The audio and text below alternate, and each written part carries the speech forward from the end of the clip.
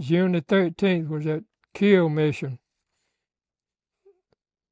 And Kiel is on the Baltic Sea, right adjacent to Denmark. There's a big shipbuilding and submarine building bases there, and that seemed to be one of our favorite targets. The Germans fighters hit us before we got to the target that day, before we even got to altitude, flying out. As I say, we bombed above 20,000 feet. Then they hit us again over the target. We had been flying with these other two groups, but the group had gone to a temporary base at Earlscombe, England. That was a temporary base that we went to when we got the group together, all the squadrons together. Well, when we flew this mission to Kiel that day, we were flying from our new base. We just gotten to Earlscombe and still kind of disorganized. And the night before we flew this mission on June the 13th, we'd just flown the mission the day before. We went to bed not even knowing that we were going to fly a mission the next day, and they woke us up then 3 o'clock in the morning, had a mission to Kiel, and we were going to land back at our permanent base at Bury St. Edmund, Rougham Air Base in England. Everybody was to fly this mission because we were going to land it back at our base and going to get all our planes in the air. Well, we had one squadron was going to fly with two squadrons from other bases, which was a unusual thing to do. And when they tried to rendezvous with those other two squadrons, one squadron was late getting there, and so they went to Kiel with just flying with two squadrons then from two bases there, 6 planes from each base. And the fighters hit us before we got, I think it was about an hour and a half fighter activity before we got target and after we left target from Kiel that day. And all of the 6 composite planes from our group got shot down over the target. We lost 9 planes that day, including Shakaru. Wolfpack was also shot down over. They managed to crash land. They had already bailed out part of the crew. Well, we managed to get away from the target, and by the time we got off the coast of Holland, we were intercepted by 4 German fighters, and we were didn't have very many planes with us, and so they shot down one plane before my eyes. It exploded, and nobody got out of it. This one fighter came back around and made head-on passes at Shakaru. Me and the navigator, I was firing straight ahead. He was firing from the left side, firing our 50 calibers back at this fighter, making these head-on passes.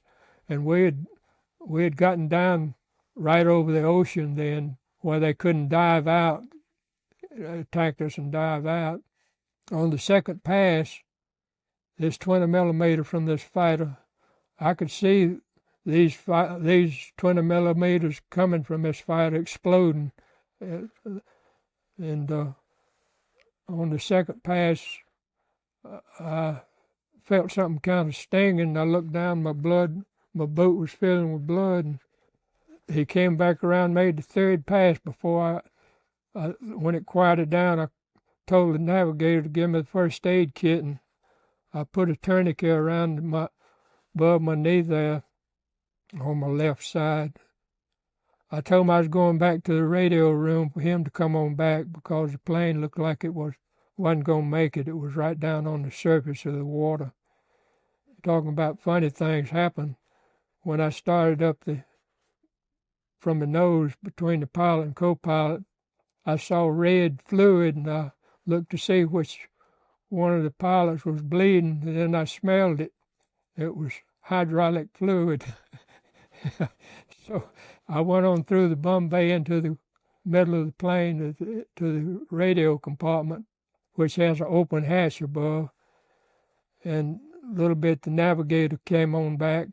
And when I got back there, the radio operator, the 50 caliber incendiary, had gone through his seat parachute and set it on fire.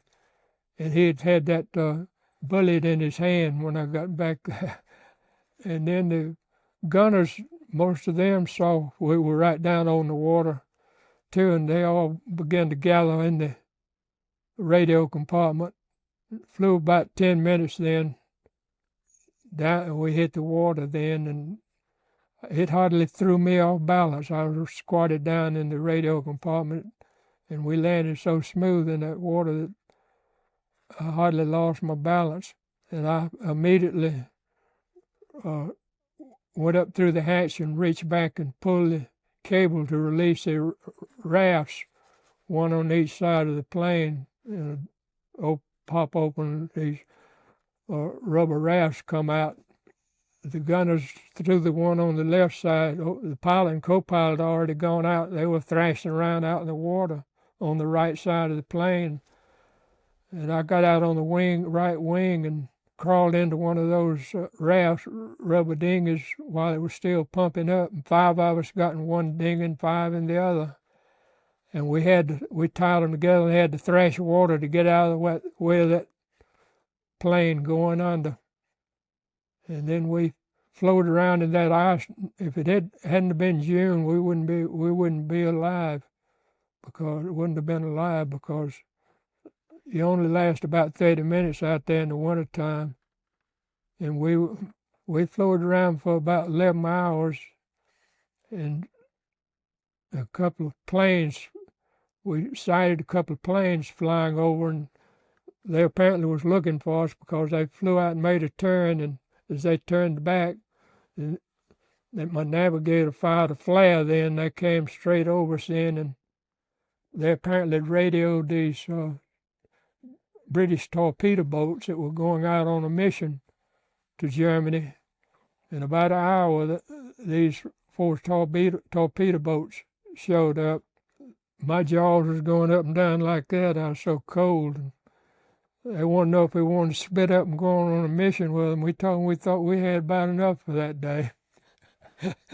So they put us on one of the torpedo boats and carried us back to Lowestoft, England, and I was wounded, and the navigator had one piece of shrapnel in his leg, and they put me and him in the hospital. They x-rayed me that night.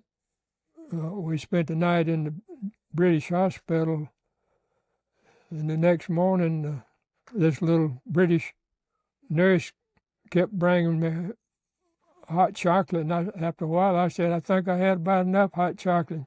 She said, oh, but Mother says you must. I said, okay, give it here then. So that was kind of a funny thing that happened. Well, I stayed in the hospital then. That was June 13th. It was July the 28th before I flew another mission. I was that wounded, and they finally transferred me back to our base hospital. My pilot came to see me and wanted to know if I was going to fly with him again. And I said, if I ever get out of this damn place, I am. And so it made me mad, and I talked the flight surgeon into letting me out, and it started oozing back out of the calf of my leg. I got about 8 or 10 scars there where that shrapnel, 20 millimeter pellets, about like buckshot going into it, and there was so many in there they wouldn't try to cut my leg open to get it out, and so I had to go back in the hospital then and stay another week after he came to see me. And